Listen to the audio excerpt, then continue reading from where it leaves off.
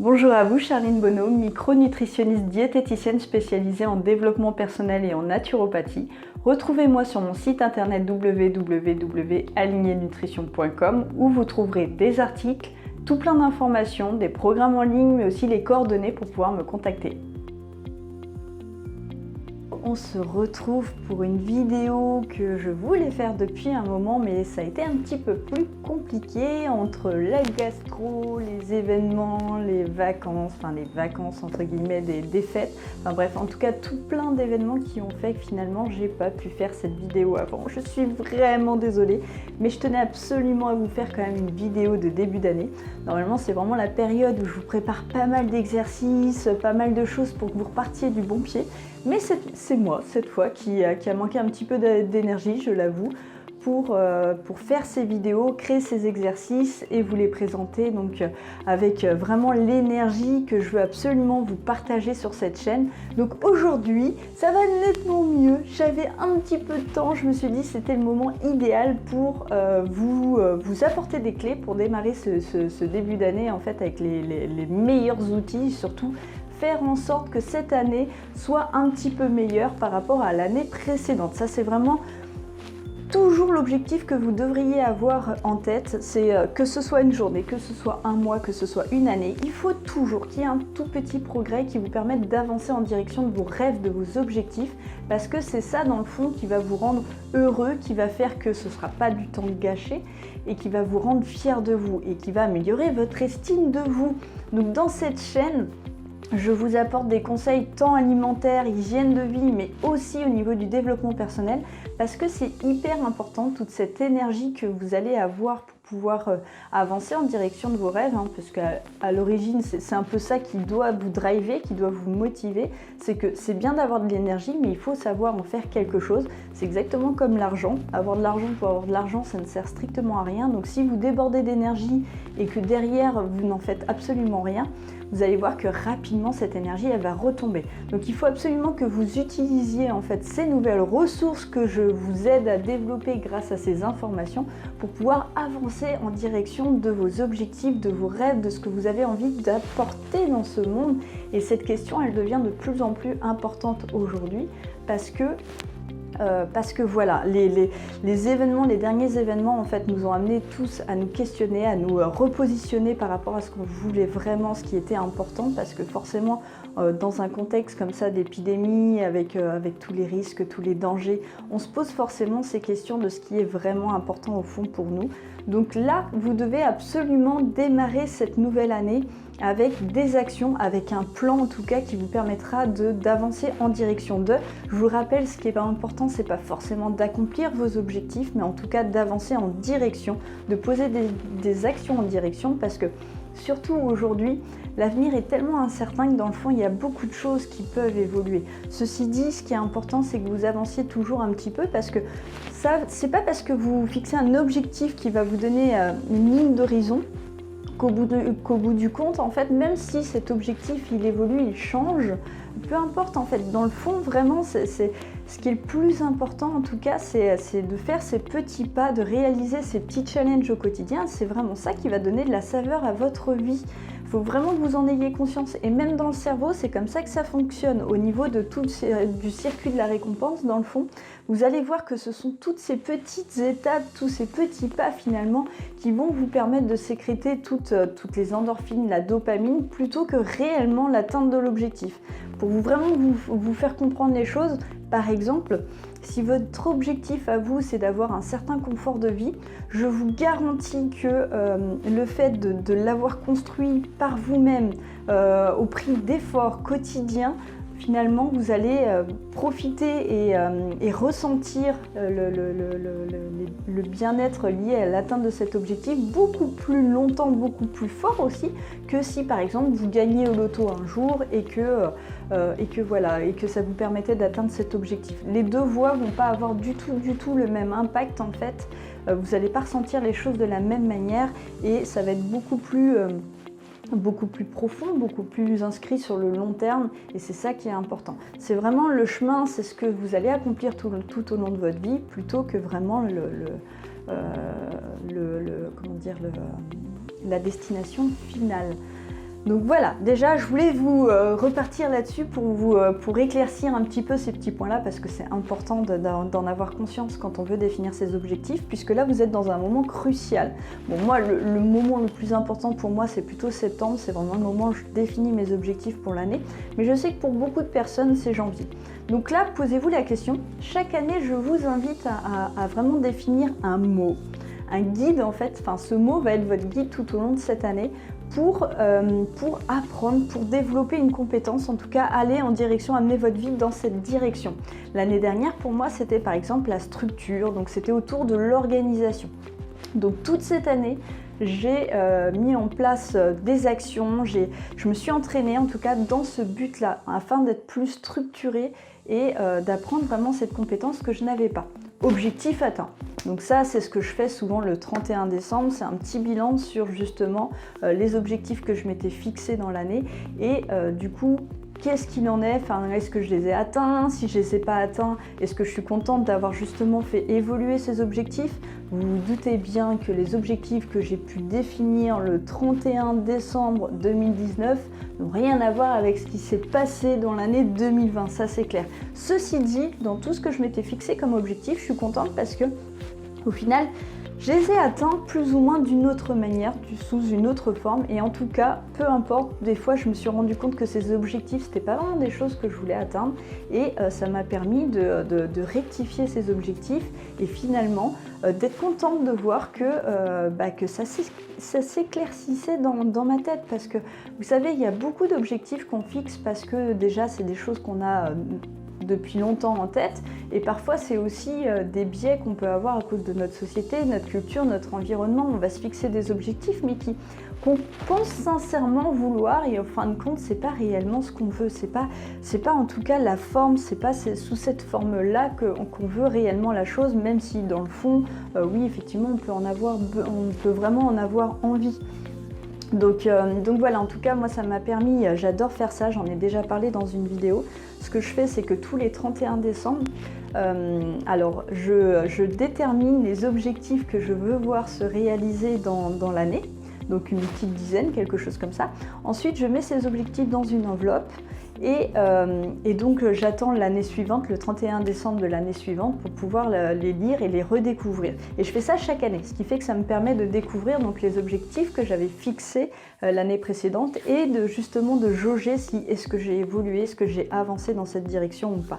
Donc c'est hyper intéressant parce que c'est le moment de l'année où vraiment je fais un bilan sur mon état d'esprit, parce que les objectifs que j'ai pu me fixer à ce moment-là trahissent un peu dans quel état d'esprit, dans quel voilà, où j'en étais en fait dans ma façon de voir les choses, la vie et ce qui était important pour moi, et du coup j'adore pouvoir avoir un point de repère concret pour savoir comment j'ai évolué en fait sur l'année. Et des fois c'est rigolo parce qu'on fixe des objectifs à un moment donné et puis rapidement on se rend compte que non, finalement c'est pas du tout dans cette direction là qu'on veut aller, donc c'est rigolo en fait de se rendre compte, ça permet de faire comme une photo à un instant donné de ses pensées, de ses objectifs et de tout ça, donc j'adore faire ce travail. Ceci dit, c'est pas l'objectif, ça vous pouvez le faire, alors il n'est pas trop tard, vous pouvez encore le faire, vous pouvez décider d'une date symbolique comme ça, le faire en famille. Moi c'est quelque chose que j'aime beaucoup partager avec mon compagnon, donc on fixe nos objectifs et puis voilà, à la fin de l'année on découvre les objectifs qu'on avait fixés l'année auparavant et puis on refixe des objectifs. Donc c'est comme ça qu'on fête notre 31. Et donc ça c'est une première chose, et la chose que vraiment je voulais vous inviter à faire et que je fais aussi chaque année, c'est de me définir des mots comme ça, des mots objectifs qui vont être vraiment les challenges sur lesquels je vais me concentrer sur l'année. Donc comme je vous disais, celui de l'année dernière c'était structure, donc je pense que là-dessus j'ai pas mal avancé, j'ai pas mal travaillé dans cette direction, donc ça veut dire que toute mon année, toutes mes décisions, tous mes projets doivent soutenir cet objectif que je me suis fixé. Et c'est un mot que je vais mettre partout. Alors vous pouvez utiliser une image, mais vous pouvez simplement utiliser le mot.